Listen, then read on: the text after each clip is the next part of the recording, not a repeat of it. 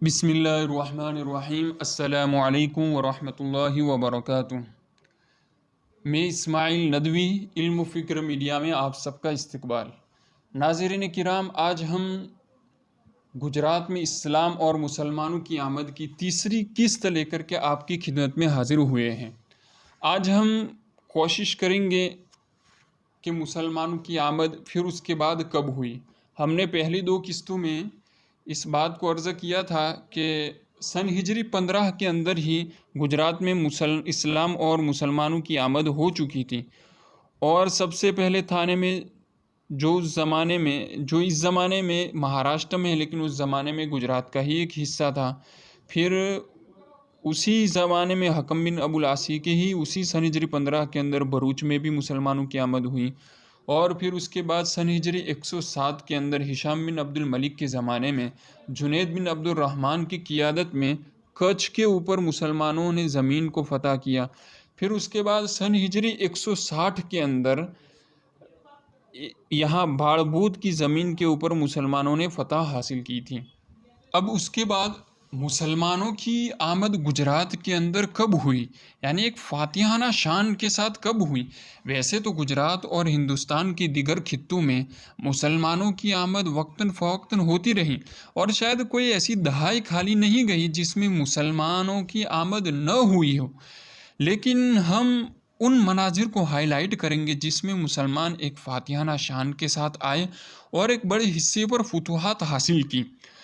तो हम डिस्कस करेंगे उस सदी का, यानी सन हिजरी 416 की, यानी 5वीं सदी हिजरी की।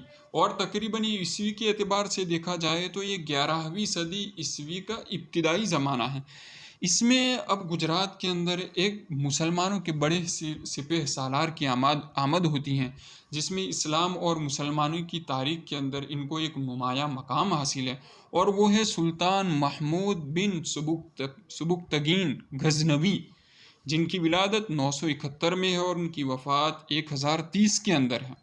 और ये सल्तनत गजनविया के उनके वालिद साहब सुबुक्तगीन के बाद यही उन्होंने क़ियादत संभाली। और उन्हीं के ज़माने में बड़े बड़े मशहूर फ़लसफ़र और साइंसदान पैदा हुए, जैसे कि अल-बेरूनी हैं। और उन्हीं के दौर में फ़ारसी के मशहूर शायर अल-फ़िरदौसी इन्हीं के दौर में गुज़रे हैं। तो सुल्तान महमूद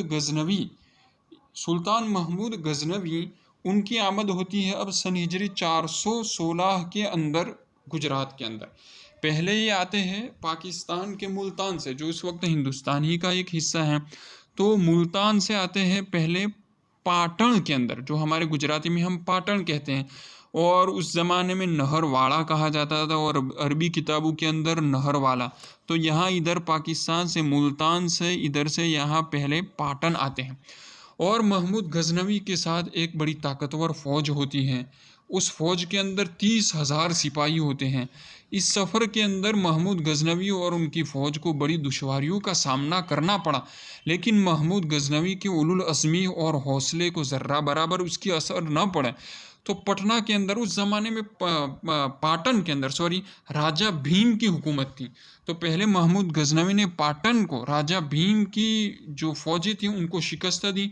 उसके बाद महमूद गजनवी ने पाटन से फिर वो रुख करते हैं सोमनाथ की तरफ, जो गुजरात का साहिली शहर है, और हमारे गुजरात के बिल्कुल साहिल के ऊपर पड़ता है ये सोमनाथ। इस सोमनाथ में अब महमूद गजनवी की आमद होती है।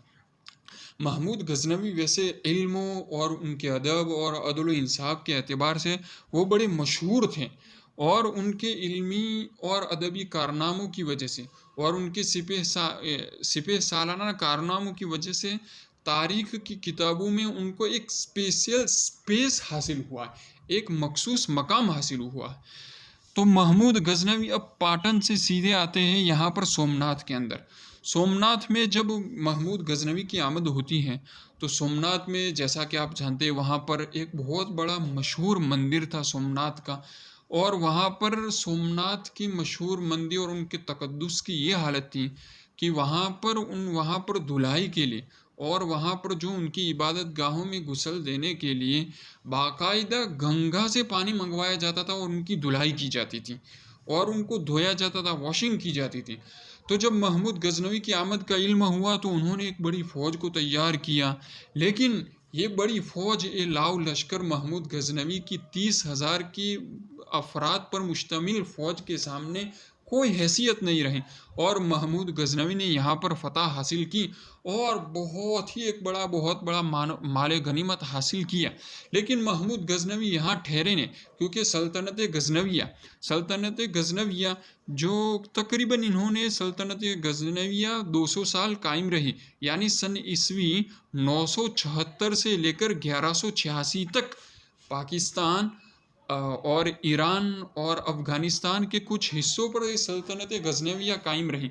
तो क्योंकि वो सल्तनत गजनविया की यही इक़्तिदार आला पर यही फाइज थे, इसलिए महमूद गजनवी सोमनाथ और नहरवाला पाटन को फतह करने के बाद यहीं नहीं ठहर गए, बल्कि वो वापस गजना यानी अफ़गानिस्तान चले गए।